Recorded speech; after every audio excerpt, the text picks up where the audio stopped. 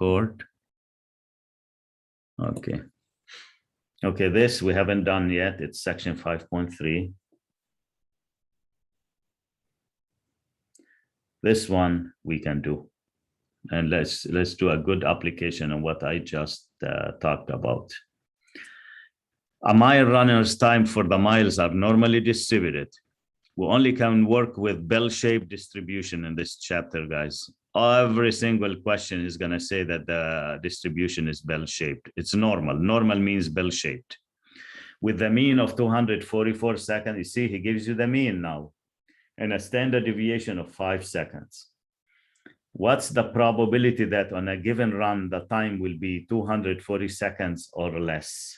So it's less than 200 or equal to 240. Okay. Who can tell me what would be the 4 arguments in the calculator before I get the answer? So can you guys give me some feedback here? What do I put? No, we don't subtract by 1 at all. No, it's straightforward. That's the beauty of using technology. A student's asking if we subtract 1, no. When we do greater than, which is the right, no. Okay, what would be the lower bound, guys, for less than?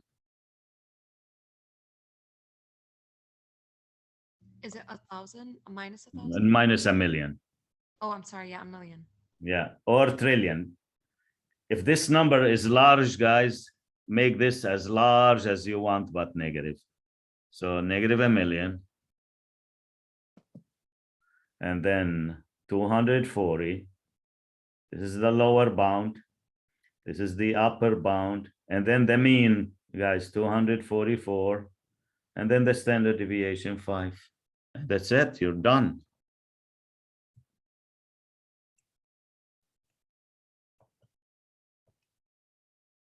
I didn't allow students to start using those functions until like a few years back, guys. So it's been recent since we start using technology with this chapter. So I already have the lower. The upper is 240. The mean is 244. And the standard deviation is 5. Paste. And here you go. That's the answer. To 4 decimal places, 1, 1, 1. And look. The 4th digit is 8, and the next one is 5. So I need to up 8 by 1 because it is 5 or more. And that will be your answer. If he says what percent, you change it to a percent. 21.19%. All right. Let me see what else we can do here. Okay, 7. That's section 5.3 still. We haven't done yet. I just want to review 5.2 with you guys so you can feel strongly about it before we move to a new section. And you see how my guided notebook works. So just give you guidance on how you enter answers. Suppose the diameter of a certain car components follow the normal distribution with the mean of 10 and standard deviation of 3 millimeter. Find the proportion. Proportion means the probability of those components that have diameter larger than 13.4 millimeter. Or find the probability that diameter will be larger than 13.4. So look, this is how you start. You have to put X here. Larger means bigger than. So that's algebra now. Larger means greater than 13.4. Would a student tell me what would be the lower bound here?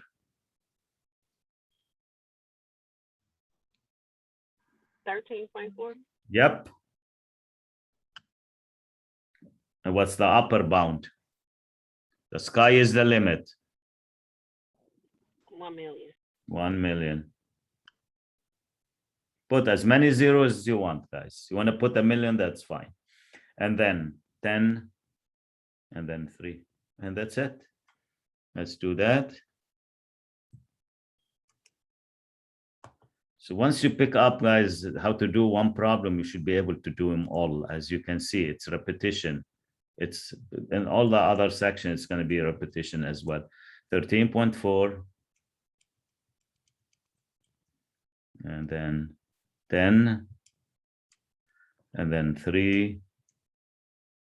And paste.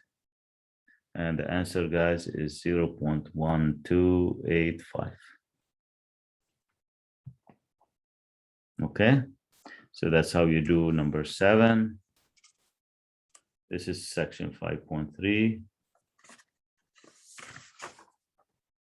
Okay. I want to start this number 9. And this is very similar to what you're going to have in your assignment. Your assignment is going to be just one exercise like chapter 9. So I'm going to do the first 3 parts, which we can do now. And please assist me here. So suppose the weight of a navel orange is normally distributed with the mean of 8 ounces and a standard deviation of 1.5 ounces. Answer the following questions. What proportion of oranges will weigh more than 11.5 ounces? So how many of those, what percent of those oranges will be more than 11.5? He wants to ask for the probability that if we select an orange at random, what's the chance that the weight will be more than 11.5 ounces? See, guys, I put the P here to guide you. You put the X here and greater than 11.5. This is important for the business. They need to know what percent of the oranges are the large side, so they can decide how they're going to determine the price, what quantity do they have that are larger oranges, etc. So these are all relevant questions, you know, to this kind of business. So normal CDF, guys, we're going to begin with 11.5. Then we're going to put a million. You see how consistent I am? I don't change the standards and how we do this. Then I put the mean, which is right here. And I put 1.5. Okay. And let's do this. So second and distribute. We don't use number 1. It's always number 2. 11.5. 1 million. You notice I say 1 million, but I put more zeros. It doesn't matter. Doesn't change nothing. And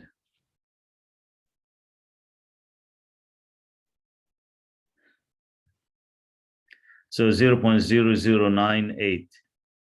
And if he asks you to change this to a percent, guys, just move the decimal point 2 digits to the right. It would be 0.98%. So not even a 1%. It seems like 1% of the oranges are very large ones. Number 2, or part B, what proportion of the oranges weighs less than 9.7? So guys, when you see the word proportion, or you see the word area, or you see the word probability, it all means the same thing. That's why I put proportion in this question, to give you a feel that if you see a proportion, he wants probability as well. So less than 9.7 ounces. But just put less, that's how less is. And would a student please tell me what would be the 4 arguments here?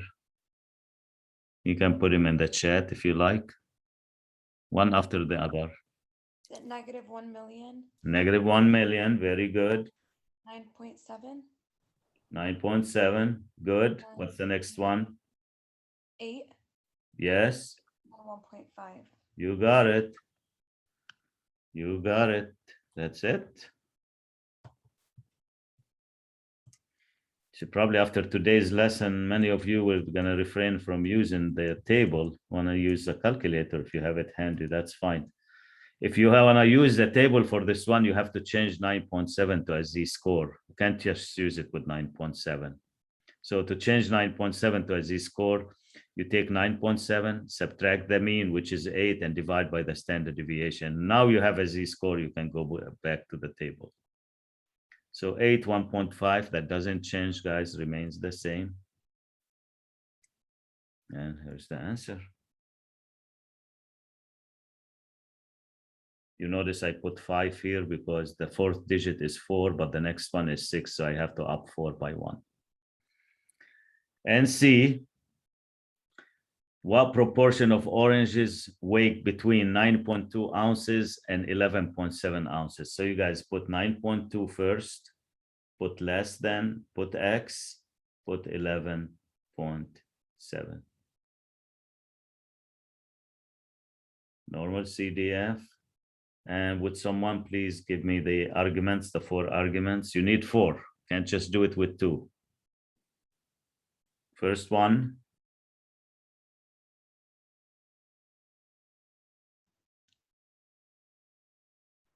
Is Yes. it 9.2?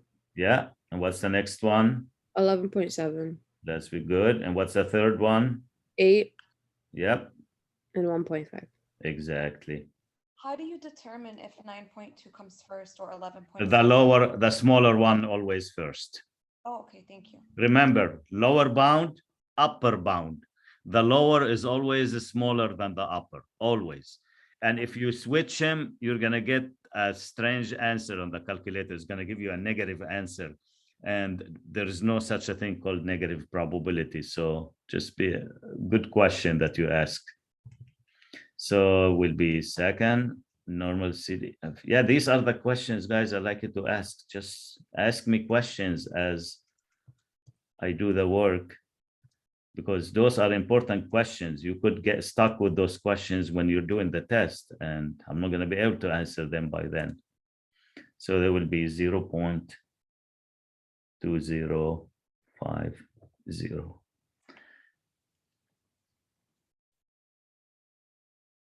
So I think that's a very good review for the first 2 sections. I'll come back to D, E, F, and G. And this is, guys, just take a note of exercise 9. Your assignment is going to be a mimic of exercise 9. The only thing I'm just going to change the values, give you different mean, different standard deviation. Probably it will be about apples, not oranges or something else. But that is it. So you can, now you know, guys, you can do A, B, C already. The rest of the stuff we just have to wait until we finish the chapter, and then I'll come back to this later. So what I'm gonna do now, guys, I'm gonna begin section 5.3. Okay, so let me just pause for 1 second. All right. Okay, guys. So this is how the table works, guys. We'll give you the value of Z and ask to find the area to the left or area to the right or area in between. What about if we give you the area to the left of a specific value of Z, but we don't give you the value of Z and we ask you to find this value? So here, look what he does. He gives you the area to the left of Z. He says it's 0.3632. What would Z be? Well, you can see he put Z to the left of 0. So at least I know that Z is negative, but I cannot guess it. It's not going to be possible for me to guess it. So how do we do that? Well, there is a way to do that, to find, the value of Z, where the area to its left is 0.3632. So we're going to go to the table and show you how to do that. I already put a sketch, just of the table, but let me show you how you would do this. You will go inside the values inside the table are all called areas, guys. And since he gave me the area, then I have to go inside the table first and find the area that he gave me. And from that one, I'm going to show you how to come up, with the Z-score. So what was the area? 0.3632. Watch, guys. We're going to go inside the table and look for 0.3632, and I see it right here. Right here, guys. Would you guys be able to read the Z-score for this one? Look, how do you read the Z-score? Now go from the inside to the outside. Go this way, this way, this way. Look, there is a negative 0.3 on the horizontal line. And what would be the vertical line for 0.3632 this way? Let me just show you. Right here, 5. So can a student tell me what's the z-score? It's negative 0.3 from the first column and 0.05 on the first row. So put them together, what would that be, guys? Negative 0.35. Negative 0.35. And I have an illustration right here, guys. Look, this is the 0.3632. You read it this way. So you just go and get this number going that way and get the other number from the first row going, up, and then put them together. So just put negative 0.3, and then this digit, guys, put it as a second decimal digit. It would be negative 0.35. And that will be the z-score.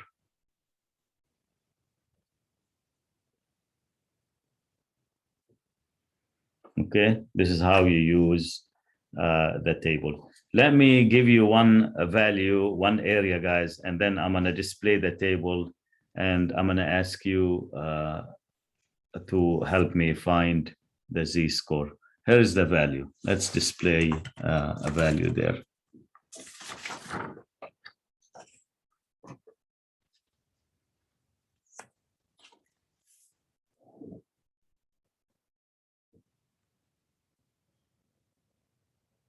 I want the z, and the area is this area inside 0.0161. What would be the z-score? So 0.0161. Dive deep inside the table first. Find the 0.0161, if you can.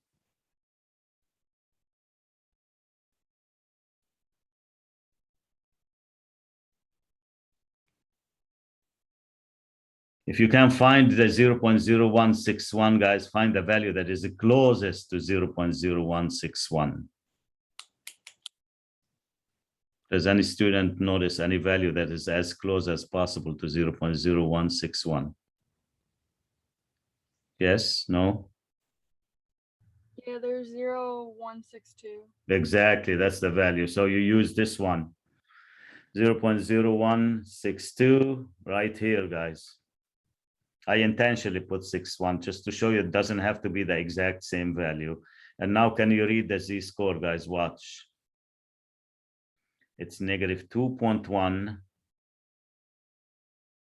So negative 2.1 and then 4. So it will be negative 2.14. And that would be the z-score.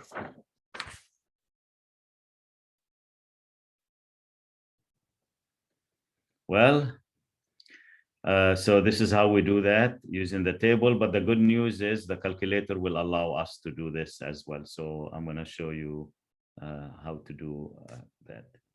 Now, let's say, guys, I give you an area to the right.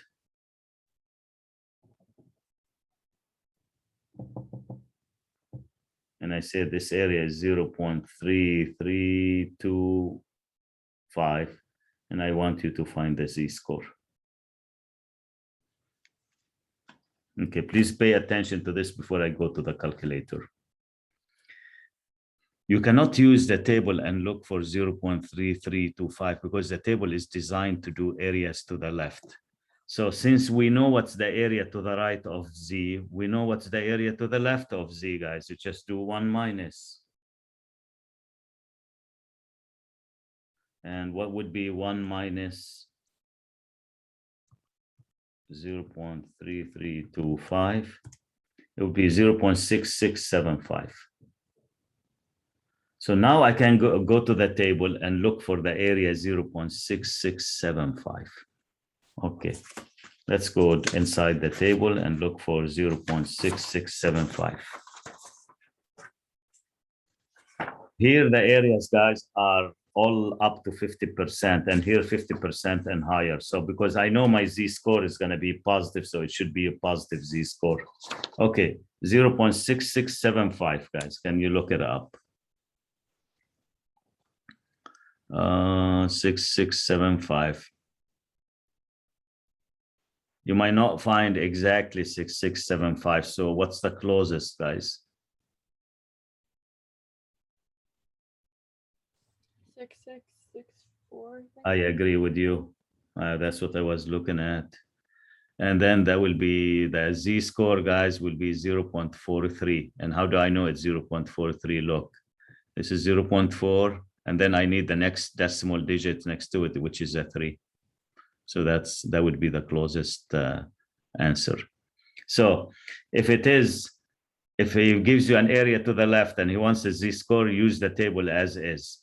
If he gives you an area to the right and he wants the z-score, subtract one of this area from 1 and then use the table as is. But the good news is there is a feature in the calculator that we can use to find this. And let me show you the feature. So let's say, guys, he gives you this area. Let me make it like 3, 1, 2. And he wants the z-score.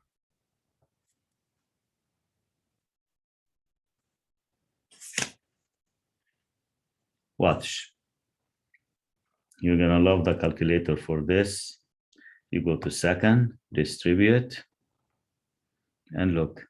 I said in this chapter, we're gonna be using 2 functions. We've been using the first one, which is number 2, normal CDF. This is to find a probability, number 2. And look at number 3. Number 3, he will give you the area, he will give you a probability, and he wants to go backward and find the x value or the z value, which is number 3. It's called inverse norm. Inverse. So 3 is the inverse, the opposite of number 2. Okay. Look at the prompt, guys. It says the area. Well, I already have the area, 0.312. I just put it there. And since I'm working with z, just leave it 0.1. Paste. And here's the z-score.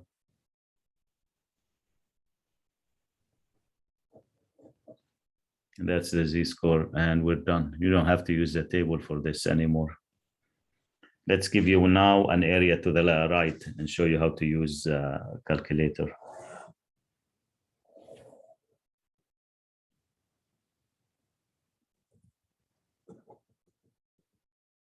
Okay, this area, guys, is 0.412, and I want the z. Okay. You go second, distribute, inverse norm. Now, the one who programmed this function should have put area to the left. It's an area to the left. He gave me the area to the right, guys, but I need the area to the left. I wonder if some of you have in this program have something at the bottom that says right, left, center. Does any student have this?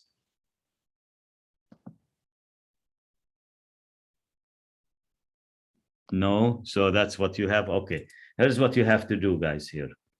He gave me the area to the right of the target C, but this program requires the area to the left. So if it is 0.412 to the right, to the left will be 1 minus 0.412. So you do 1 minus when the area is to the right and just leave it as 0.1. So Z will be 0.22. What will happen, guys, if you don't change this area? Let me show you what happens if you don't change it.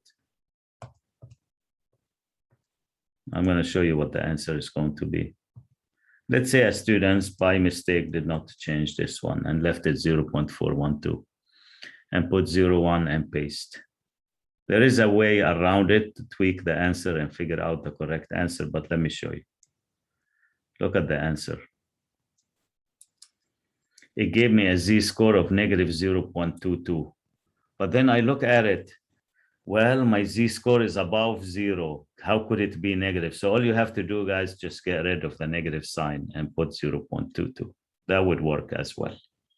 Okay, so this is for inverse norm feature on the calculator. So in section 5.3, guys, he will give you the area, he will give you the probability, and then he will ask you to find the z or the x value. Now,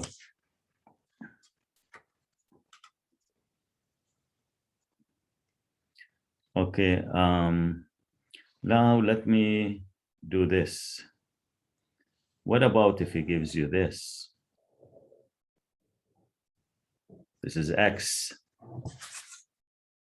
So it's not z anymore, guys. And he gives you a mean. Let's say the mean is 100 and the standard deviation is 7.5. And he wants this area, and he gives you this area. Let's say this area is 0.412, and he wants the x value now, guys. It's not a z-score anymore, it's an x value. What x value will give me an area to its left of 0.412? Watch. Second distribute, inverse norm, 0.412. Okay, look here, guys, you cannot leave that the mean as 0 and 1 because you need x, not z. If you leave it as 0, 1, it's going to give you a z-score. We need x. So just put the mean 100 and put sigma, which is 7.5. And you're going to get the x value. Remember, the mean is 100. So my x value is going to be less than 100 because it's below the mean. And watch. 98.33. That is the x value. So you can get the x value as well. We will do some interesting applications on this as we progress in this chapter. Any questions, guys? Okay, let's continue with the handout.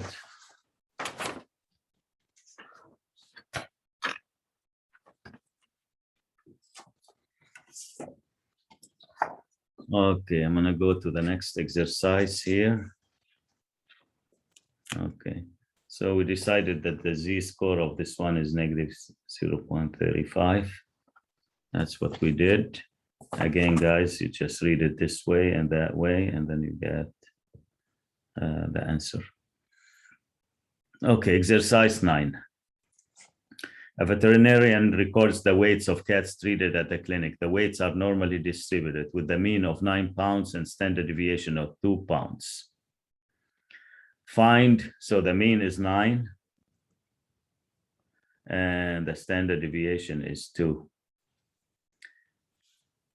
Find the weights x corresponding to z-score. So he gives you a z-score and he wants you to change to an x value.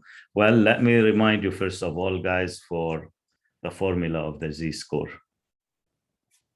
It's x minus the mean divided by the standard deviation. So I'm going to do a little bit of algebra here, guys. If he gives you z and he gives you the mean, and if he gives you the standard deviation, we should be able to find x. Remember, guys, these are 4 variables. If he gives me 3 of them, I should be able to find the 4th one. So if he gives me x and mean and standard deviation, I can find z.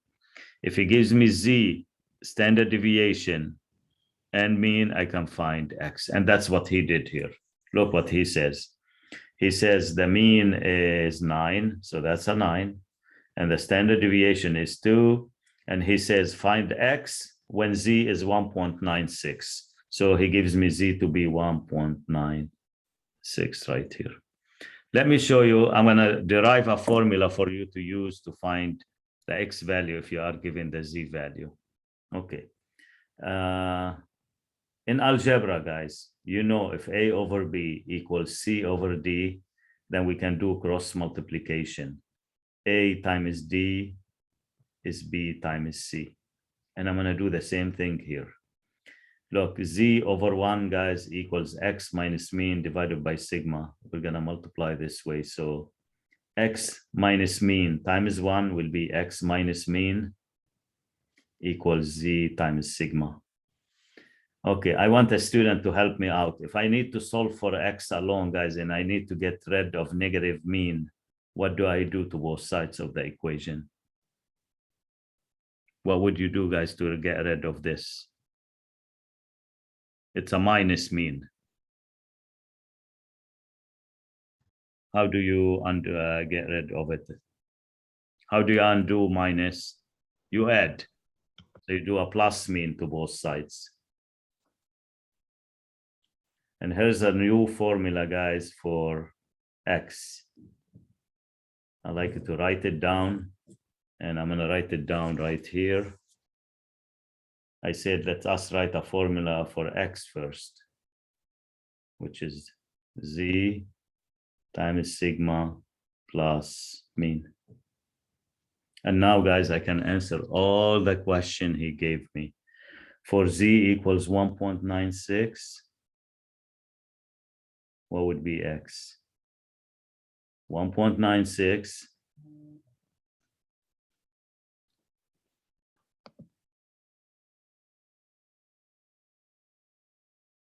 1.96 times sigma, which is what, 2, plus the mean, which is 9. And you can find the answer. That should be what, guys? 12.92. Now for Z equals negative 0.44, guys. What's X? 1.9, sorry, negative 0.44 times 2 plus 9. And that would be 8.12. For Z equals 0, when Z equals 0, you are right at the mean. So the answer should be, guys, 9. You will see X equals 0 times 2 plus 9, which is 9. And that's how you go back and forth, how you change Z scores to X values. But in order to change a Z score to X value, you need to know the mean and the standard deviation. Okay. Now let me show you an application of section 10, 5.3. It's very important application. So let's do this exercise together. Scores for the California Peace Officers Standards and Training Test are normally distributed, bell-shaped, with the mean of 50 and a standard deviation of 10. An agency will only hire applicants with scores in the top 10%. Okay, so they only hire people for the job who score in the top 10%, so the highest 10%.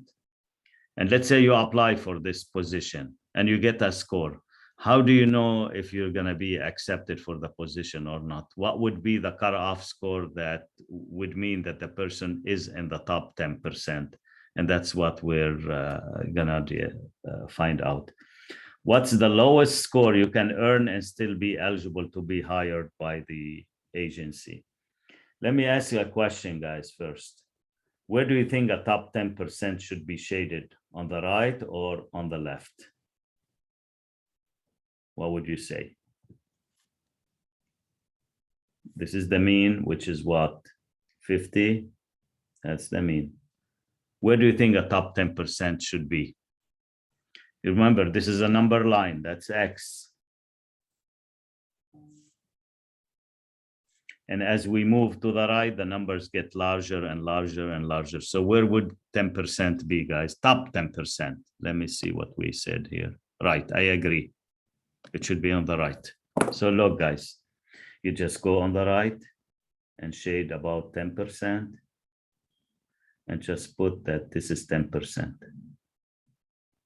And you know what we want? We want this value here, X. This is the beginning of the top 10%. So we need anyone who score, guys, X or more will be eligible to be hired. anyone who scored below X is not going to be top 10%. It's going to be bottom 90%. So, but we need top 10%. So we need this X value. You see, guys, how this question fits in section 5.3. He gives you the area, the percent, the proportion, the probability, and he wants you to find the X value. So we already have a formula, guys, for this, which is inverse norm. And I'm going to start the calculator. It's going to be in one shot. You're going to see how easy it is if you know what you're doing. What's the area going to be here, guys? Remember, the calculator requires the area to the left of the target, not to the right of the target. I know my area to the right of the target is 10%. So what would be the area to the left, guys? 1 minus 10. Exactly. I'm going to just put it like that so students know where we came up with the 0.90. You can put 0.9 right away, and then put 50, and then put 10. And let's do it. And 50, 10, 62.82. So let's say 83, or about 83, 63, I'm sorry. So any candidate who scores 63 or higher will be eligible for the position to be hired by the company. Anyone who scored less than 63, they're not going to be eligible to be in the top 10%, and they will not be hired. Now, guys, I'm going to tell you, when I did this question last semester, I told the students, let's say you made a mistake and you just put 0.1 here. Your answer, the answer that you get should not make sense to you. You should know right away that you made a mistake. And probably one of you can tell me why the answer doesn't make sense. So you go to inverse norm. And I can tell you guys, this is a very common mistake. A lot of students don't change the 0.1 to 0.9 and up with the wrong answer. And this is, and if it is a multiple choice question, this wrong answer is going to be one of the choices for sure.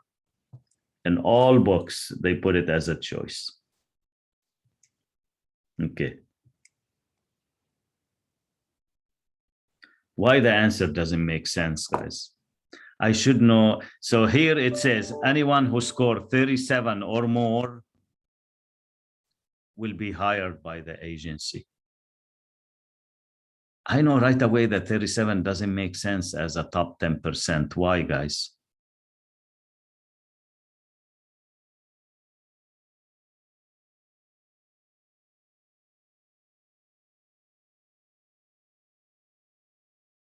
$37 is here.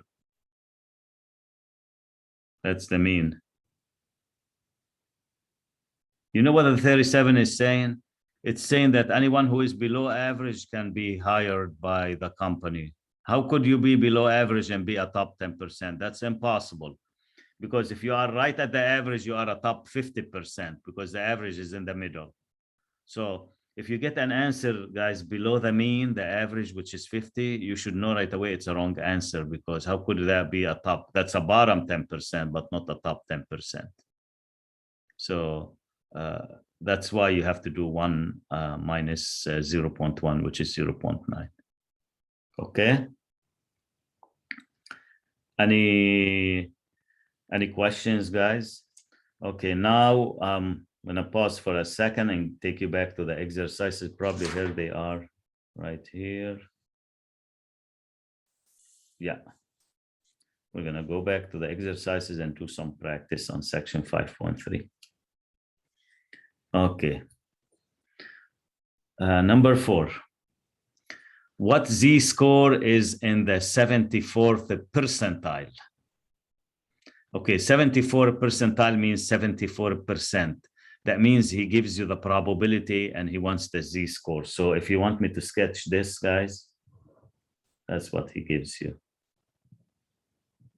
74%, he shades 74%. This is 0.74, and he wants the Z-score. So The 74 percentile, guys, means like you did better than 74% of people. So 74% of people are below you. Below means to the left of Z. So we need the Z. You simply just use inverse norm. Anytime the question, he gives you a percentile and wants Z, just do inverse norm. Put the 0.74 there and put the comma 0, comma 1 and find it. It should be a positive Z-score because it's above 50%. Anything below 50% is a negative Z-score. Above 50% is a positive Z-score. So 0.74, 0, 1, paste. See, 0.64. Z-scores are 2 decimal places, guys. We'll never ask you to put more than 2 decimal places for Z-scores, so it's 0.64. Okay, let's see if the students can answer this without a sketch. Number 6. On a standardized test, the scores are normally distributed with the mean of 400 and a standard deviation of 80. Look, guys. Mean 400 and standard deviation of 80. They should be the second and the third. Now he wants X value, not Z. You see the other one, he says Z, we put 0, 1. Here he says X. We need the mean and the standard deviation. What score must one have to be in the 80th percentile? So what's missing here? What do I put here, guys?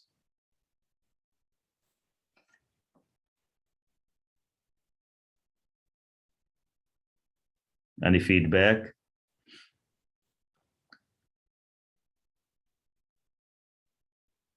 Here we need the area to the left. And I said 80th percentile means the area to the left. So just put 0.8. As I told you, percentile is the probability, it's the area to the left. That's the definition of the percentile. When I say I score in the 80th percentile, that means 80% of the students score below me. Below me means to my left. And that's what you just use the percentile as is. So 0.80, 480. The answer should be above 400 because you're in the 80th percentile. So you're more than 50th percentile above average. So you are above average. So here's how you do it. Second, distribute, inverse norm, 0.80, guys. And then we have 400, then we have 80. And you see, 467.33. Now, if the system asks you to round to the nearest whole number, just put 467. There's one more on section 5.3. Actually, this is not correct here. What's the Z-score?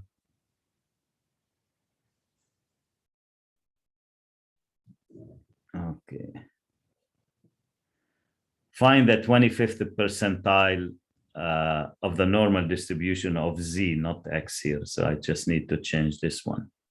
So again, so what Z-score has an area to its left of 25%. So guys, it will be Z equals inverse norm, put 0.25. And if it is about Z, again, just I'm crossing this off. It should be a Z here. If it is an X, I have to give you a mean and a standard deviation, which I didn't. So inverse norm 0.2501. That should be negative, guys, because the area is less than 50%. Remember, 0 is the middle. Anything below 0 is area less than 50%, above 0 area more than 50%. So second, distribute, inverse norm.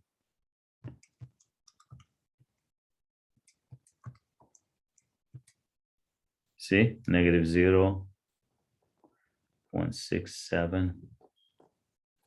That's good. That's good enough. And that's number 8. And then if I go to 9, we did the first 3 parts of 9.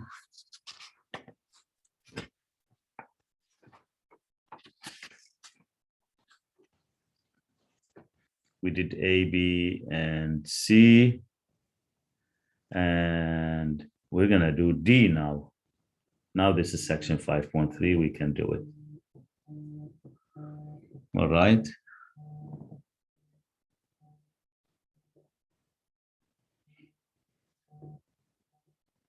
So let's do D.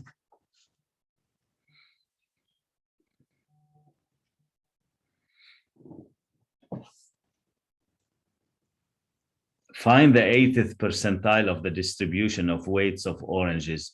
This question can also be asked as follows. What's the value of X below which you find the lightest 80% of all oranges? So if you wanted to do a sketch of this one, guys, this is the mean, which we know the mean is 8 ounces. And 80%, guys, if you shade 80%, you have to go over 50%. So it will be right here. And he wants this X value. Again, percentile, it's an area to the, and this is 80%. So it's straightforward. We'll just do inverse norm. You put the 80%, and then you put the mean, not 0 and 1. It's about X, guys, not Z anymore. So you just put the mean, which is in the original problem was 8, and the standard deviation, which is 1.5. So when you get the answer of X, I'll explain it. I'll say it in a different way. So let me.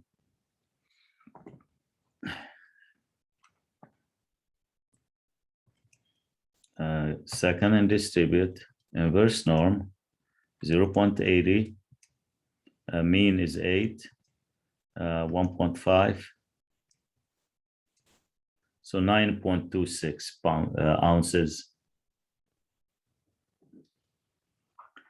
This means 80% of the oranges are lighter than 9.26 ounces, because that's 9.26 right here, guys. But I can tell you that 20% of the oranges are heavier than 9.26 ounces. So 80% are lighter, and 20% are heavier. Okay, and then we can do G. That's section 5.3 as well.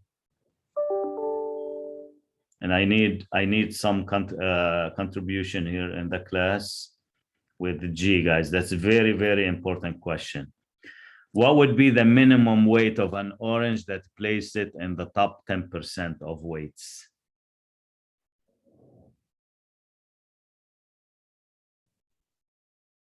Top, guys, we agree it should be on the right. And this area here is 10%. And we want to know what would be, let's say they want to have a special price, a higher price for the top 10% of the oranges. And they need to know what weight they should start with. What weight would be considered in the top 10%? Okay, so would a student help me just find the answer? So it will be inverse norm. What would be the area here? Can you see something in the chat? 0. What would be the 0 point? Is it 0.1 or 0.9? Remember, we know the area to the right, but this formula doesn't work with the area to the right. It requires the area to the left. So if this is 10%, you have to put 90% here. Otherwise, guys, you will get an answer that doesn't make sense. So that area, it's 1 minus 0.1. Remember, it's always the area to the left that you have to provide. And then you put the mean, and then you put the standard deviation, close parentheses, and you should get the answer. And I'm gonna make a mistake and put 10% and show you that the answer doesn't make sense.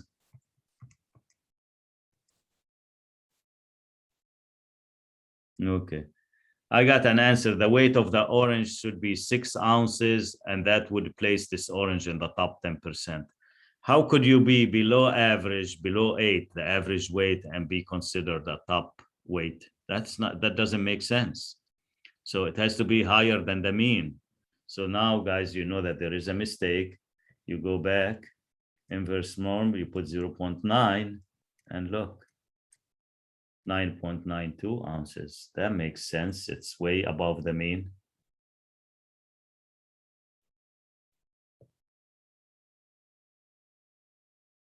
All right. So that is how we work with section 5.3. And I have one more, which is number 10, which is section 5.3 and 5.2 together. We're gonna do it, and then we'll take a break after this. Okay, guys, so let's do this. A firm's marketing manager believes that the total sales for next year will follow a normal distribution with the mean of 2.5 million and standard deviation of 300,000. So you always be given the mean and the standard deviation. If you're not given the mean and the standard deviation, you can assume, guys, you're working with z-scores. So you know the mean is 0 and the standard deviation is 1. What is the probability that the firm sales will fall within 150,000 of the mean? Let me explain what that means. When we did this question in class, a lot of students ask, what do you mean by that? When I say within 150,000 of the mean, that means could be 150,000 less than the mean, or could be 150,000 above the mean. So look what you do, guys. The mean is 2.5 million. So you take 2,500,000, which is the mean, and subtract 150,000. And then you take 2,500,000 and add 150,000. So that will be 2,350,000. And that will be 2,650,000. So this is your lower bound, and this is your upper bound, guys.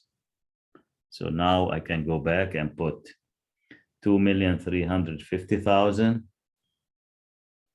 You see the smaller number first, and then 2,650,000. And I run normal CDF. That's the easiest question when you have the lower bound and upper bound. So you put 2,350,000. Then you put 2,650,000. Then you put the mean, which is, don't write it as 2.5 mil. You have to make it just with all the digits. So it will be 2,500,000. And then put the standard deviation, guys, which is 300,000.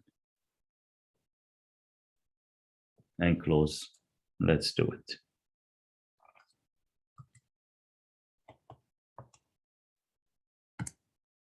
So 2,350,000, 2,650,000, 2,500,000, and 300,000 for the standard deviation.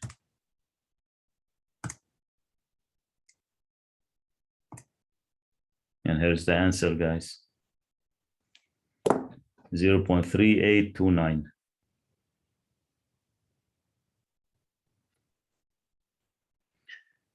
Determine the sales level that has only 9% chance of being exceeded next year. So top 90%, guys.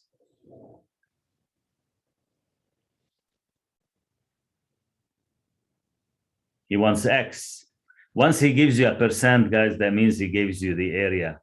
And then you need to find the X value. So you have to, it's section 5.3 here.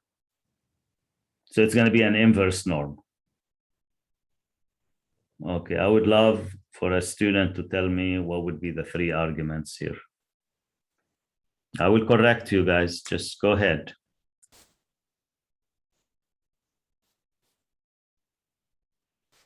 So what sales level? Only 9% of people can challenge this sales level. So it has to be a top 9%. What would be the area, guys, for the calculator?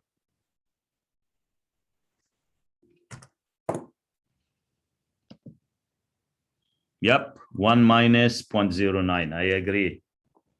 Very good. And then the mean, guys, is 2,500,000. Don't put 2.5, just put 2,500,000 and then put 300,000. And let's do it.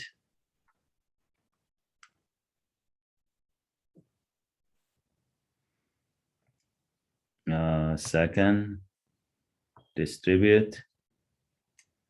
1 minus 0.09. This is the minus operation, guys. And this is the minus sign right here, the negative sign. So be careful when you do the operations. 500,000 and 300,000. Again, when you're working with X, guys, you must change the mean and sigma from 0, 1 to their actual values. Okay, so 2,902,227. I'm just gonna round it to the nearest dollar.